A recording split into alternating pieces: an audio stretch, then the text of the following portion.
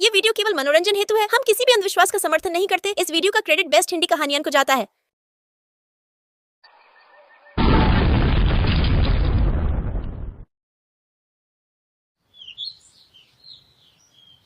माधवपुर नाम का एक गांव था जिसमें सुधीर नाम का एक आदमी अपनी पत्नी और 6 साल की बेटी पूर्वी के साथ रहता था। सुधीर एक किसान था। वो सारा दिन अपने खेतों में काम करता और रात होने पर ही लौटता। शाम को उसकी बेटी पूर्वी उसका दरवाजे पर बैठकर इंतजार करती। ये बाबा आ गए, बाबा आ गए। वो दौड़कर जाकर अपने बाबा से लिपट जाती।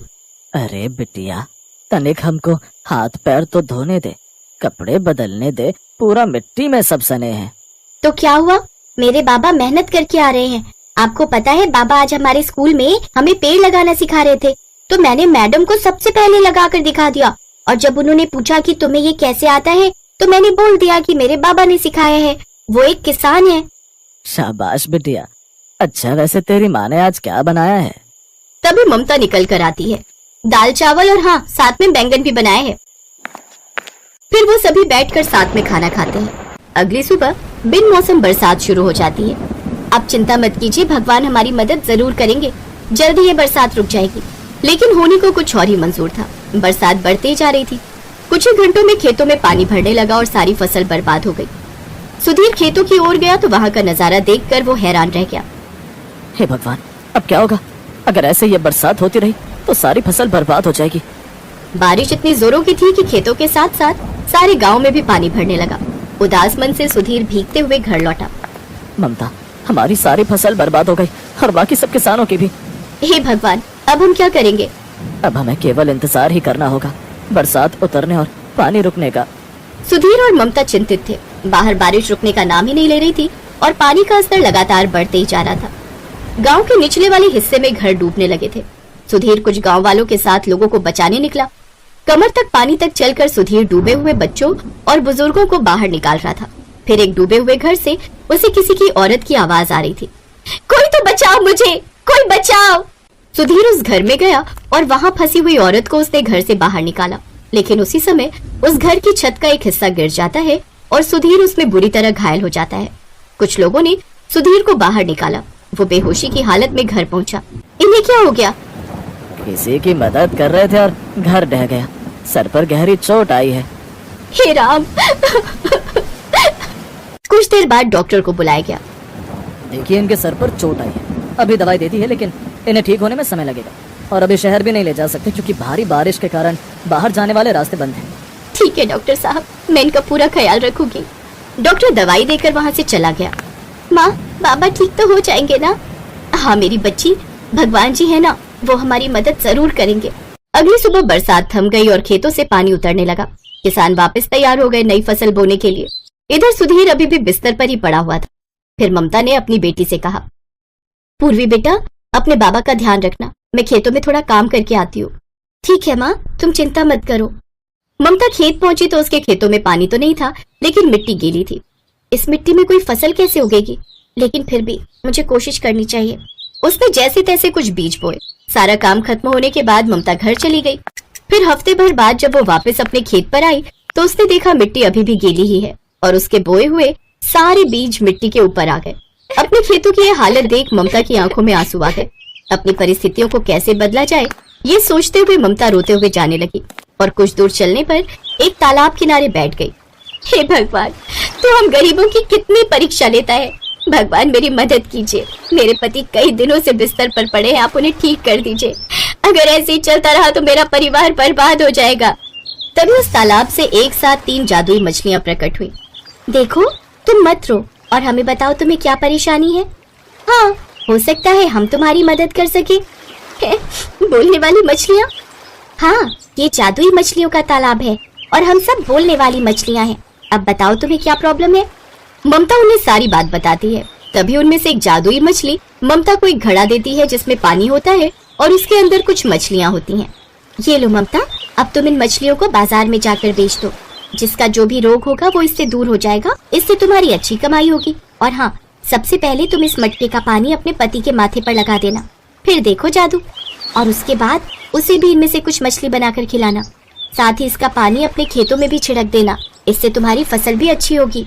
ममता बिल्कुल वैसा ही करती है। वो घड़ा लेकर ममता जल्दी से अपने घर पहुंची। उसने कुछ पानी अपने पति के माथे पर लगाया, जिससे वो कुछ हद तक तो ठीक हो गया। फिर उसने अपने पति को वो जादुई मछली बनाकर खिलाई। उसे खाते ही वो पूरी तरह से ठीक हो गया। ये तो चमत्कार हो गया ममता, लेकिन ये हुआ कैसे? ये सब उन जादुई मछलियों के तालाब की वजह से हो पाया है। फिर ममता उसे सारी बात बताती है। इसके बाद वो दोनों जाकर तालाब के पानी को अपने खेतों में डाल देते हैं, जिससे उनकी फसल हरी भरी हो जाती है। ये देख वो दोनों बहुत खुश होते हैं। इसके बाद ममता वो मछलियाँ ले जाकर बाजार में बेचती है। आओ आओ, मछली ले जाओ, इस मछली को खाकर अपने सारे रोग दूर भगाओ। रोग दूर भगाओ? बहन जी, क्या ये सच है? मेरी माँ कई दिनों से बीमार है, हर जगह दिखा लिया लेकिन कुछ फायदा नहीं हुआ। आप फिक्र मत कीजिए, आप उनको ये खिलाकर देखिए, पता चल जाएगा। ग्राहक ने उससे मछली खरीदी और घर जाकर वो मछली अपनी माँ को खिलाई तो वो पूरी तरह ठीक हो गई। ये बात हर जगह फैल गई। अब तो लोग डॉक्टर छोड़ ममता के पास ही वो जादुई मछली खरीदने आने लगे। अब ममता की खूब कमाई होने लगी। इधर सुधीर भी अपनी फसल से खूब कमाई करता है। अब उनकी गरीबी के दिन दूर हो गए और वो काफी अमीर हो गए। अब उस तालाब से जादुई मछलियाँ लेकर वो गरीब लोगों की मुफ्त में भी मदद करने लगे।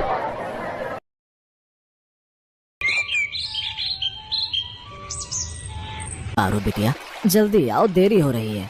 आई बाबा, ये लो आपका डिब्बा। अरे वाह, वैसे क्या बनाया आज तुम्हारी माँ ने? अब मुझे नहीं पता, दाल भात है। अब बस मछलियाँ ही पकड़ते मत रह जाना सारा दिन, वक्त पर खाना भी खा लेना। ठीक है, खा लूंगा, तुम मेरी इतनी चिंता मत किया करो। बाबा, आप मुझे कब अपने साथ ले जाओगे? कहाँ? मछली पकड़ने, समंदर में। और तुम क्या करोगी वहाँ? ले चलो ना बाबा। माँ, बोलो ना बाबा को। अरे ले जाओ ना इसे, कितने दिनों से रट लगा रखी है इसने आपके साथ जाने की। अच्छा, ऐसी बात है तो चलो फिर, आज तुम्हें अपने साथ लेकर ही चलता हूँ। बाबा, सच में आप बहुत अच्छे हो। ये कहानी है गणपत मछुआरे की, जो समंदर के किनारे रहता था। उसकी पत्नी रीमा और उसकी 7 साल की बेटी पारू भी उसके साथ ही रहते थे। गणपत समंदर से मछलियाँ पकड़ता और फिर उन्हें बेचकर अपने परिवार का पेट पालता था। उस दिन पारू की जिद पर गणपत उसे भी अपने साथ मछलियाँ पकड़ने ले गया। जैसे ही गणपत की नाव समंदर में आगे बढ़ी तो पारू खुशी से उछल पड़ी। बाबा, कितना मजा आ रहा है ना? ये समंदर की लहरें कितनी बड़ी बड़ी होती हैं। रुको, अभी जब जाल फेंकेंगे ना तब तुम्हें और मजा आएगा। कुछ और दूर जाकर गणपत ने समंदर में अपना जाल फेंका और फिर थोड़ी देर बाद जब उसने जाल वापस खींचा तो उसमें 5-7 मछलियाँ फंसी थी। ये देखकर पारू बहुत खुश हुई। तभी अचानक कहीं से एक बगुला उड़ता हुआ उसकी नाव पर आया और जिसे देखते ही पारू ने उसे डराने और भगाने की कोशिश की। हश, हट, भाग यहाँ से, भाग। क्या हो गया पारू? देखो ना बाबा, ये तोता हमारी नाव पर बैठा है। हैं? तोता? गणपत ने बगुले को देखा और फिर अपना पेट पकड़कर हंसने लगा। क्या हुआ बाबा? अरे मेरी बच्ची, ये तोता नहीं है, तोते तो हरे रंग के होते हैं। अच्छा, फिर ये क्या है बाबा? बिटिया, ये बगुला है, ये मछलियाँ खाता है और मछलियाँ खाने के लिए ही ये तुम्हारे पास आया है। पर बाबा, आपने कितनी मेहनत से ये मछलियाँ पकड़ी हैं, तो हम इसे अपनी मछलियाँ क्यों दें? कोई बात नहीं बिटिया, बस एक मछली ही चाहिए इसे। तभी बगुला उड़कर पारू के सिर पर आकर बैठ गया। पारू डरकर चिल्लाने लगी और ये देखकर गणपत हंसते हुए बोला, देखो कितने प्यार से मछली मांग रहा है, एक काम करो, लो इसे ये मछली दे दो। ठीक है बाबा। पारू ने गणपत से मछली ली और बगुले की तरफ बढ़ा दी। बगुले ने मछली को अपनी चोंच में दबाया और उसने पारू को ऐसे देखा जैसे वो उसे शुक्रिया कह रहा हो। उसके बाद वो दूर उड़ गया। इसके बाद गणपत ने फिर से पानी में जाल फेंका, लेकिन इस बार जाल में बस 2 ही मछलियाँ फंसी। ओहो बाबा, इस बार तो बस 2 मछली फंसी। पहले पता होता तो उस बगुले को मछली नहीं देते हम। बलुगा नहीं पारू, बगुला था वो। और बेटी, एक मछली से क्या फर्क पड़ता है, वो उसी बगुले की किस्मत में लिखी थी तो वो उसे ले गया। और तुम्हें क्या लगता है कि वो उस मछली को अकेला खाएगा क्या? नहीं बिटिया, वो जरूर अपने बच्चों के लिए वो मछली लेकर गया होगा। जैसे मैं मेहनत करता हूँ तुम्हारे लिए, वैसे ही वो भी खाना ढूंढने आया होगा अपने बच्चों के लिए, छोटे छोटे बगुलों के लिए, समझी? बलुगो नहीं बाबा, बगुलों के लिए। पारू की बात सुनकर दोनों जोर जोर से हंसने लगे। थोड़ी देर बाद गणपत अपनी नाव किनारे की तरफ ले आया। उस दिन पारू बहुत खुश थी। पारू के साथ जाने से गणपत को भी अच्छा लगा, क्योंकि पारू अपनी प्यारी प्यारी बातों से गणपत का मन लगाए हुए थी। गणपत अब हर रोज पारू को अपने साथ ले जाता और हर रोज वो बगुला भी मछली पाने के लिए गणपत की नाव पर आकर बैठ जाता। ऐसे ही एक दिन, चलो बाबा, देरी हो रही है। अरे वाह, आज तो बेटिया रानी मुझसे पहले तैयार हो गई। हाँ, तैयार ही नहीं हो गई। देखो, मैंने नाव पर जाल भी रख दिया, ड्रम भी धोकर रख दिया और खाने का डिब्बा भी रख लिया है। अब चलो ना बाबा। हाँ हाँ, चलो भाई, चलते हैं। उस दिन भी वैसा ही हुआ। गणपत ने 8-10 मछलियाँ पकड़ी और फिर तभी वो बगुला फिर से आकर नाव पर बैठ गया। आ गए तुम? लो, मैं कब से ये मछली हाथ में पकड़ कर बैठी थी। आज बहुत देर कर दी तुमने आने में। अरे तुम तो इस बगुले से बात करने लगी। पता नहीं ये तुम्हारी बातें समझता भी है या नहीं। समझता है बाबा, सब समझता है। हाँ, बिल्कुल मेरी समझदार बेटिया की तरह। बगुले ने पारू से मछली ली और उड़ गया। अगले दिन गणपत जब जाल लगा रहा था और पारू आसमान में बगुले को ढूंढ रही थी, तभी बगुला बहुत तेज रफ्तार से उड़ता हुआ वहां पहुंचा। अरे वाह, आ गया मेरा दोस्त। ये लो मछली, लो, ले लो इसे। पारू ने बगुले को मछली दी, पर उसने मछली ली नहीं, बल्कि वो पारू के कपड़े पकड़कर खींचने लगा। पारू को कुछ समझ में नहीं आ रहा था, क्योंकि बगुले ने पहले कभी मछली लेने से इनकार नहीं किया था। ये देखकर पारू ने तुरंत अपने बाबा को आवाज लगाई। बाबा देखो ना, ये बगुला आज मछली नहीं ले रहा है। पर बगुले तो ऐसा नहीं करते। बस ये मेरे कपड़े खींच रहा है। देखो, देखो ना इसे। अगर ये मछली नहीं खा रहा है और तुम्हारे कपड़े खींच रहा है, तो इसका मतलब जरूर कोई बड़ी बात है। शायद ये हमें कहीं ले जाने की कोशिश कर रहा है। गणपत ने जैसे ही बगुले को हाथ में लिया, वो आसमान की तरफ उड़ गया। गणपत ने अपनी नाव से उसका पीछा करना शुरू कर दिया। थोड़ी देर बाद बगुला उसे एक किनारे पर लेकर गया। गणपत ने देखा कि वहाँ किनारे एक पुराना खराब जाल पड़ा है, जो शायद किसी मछुआरे ने फेंका था, और उस जाल में एक बगुली का पैर फंसा हुआ था। बगुली पंख फैलाकर लगातार उस जाल से अलग होने की कोशिश कर रही थी, पर वो उस जाल में और ज्यादा फंसती जा रही थी।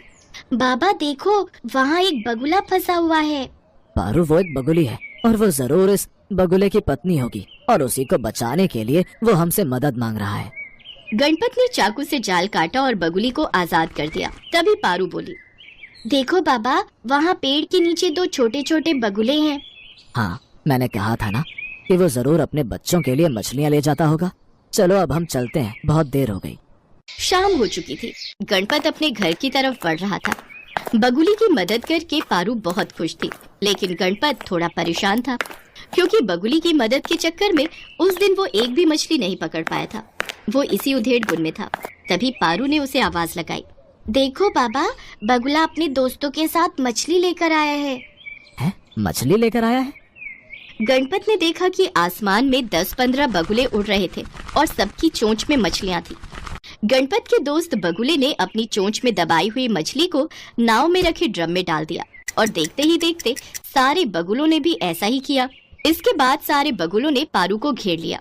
पारू बगुलों के साथ खेल रही थी और हंसती ही जा रही थी, और ये सब देखकर गणपत की आंखों में आंसू थे। वो बहुत खुश था, क्योंकि उसे एक सच्चा दोस्त जो मिल गया था। हेलो दोस्तों, कैसे हैं आप सब? हमारी कहानियाँ देखने के लिए हमारे चैनल को सब्सक्राइब कीजिए, और हाँ, बेल आइकॉन पर क्लिक करना मत भूलिएगा।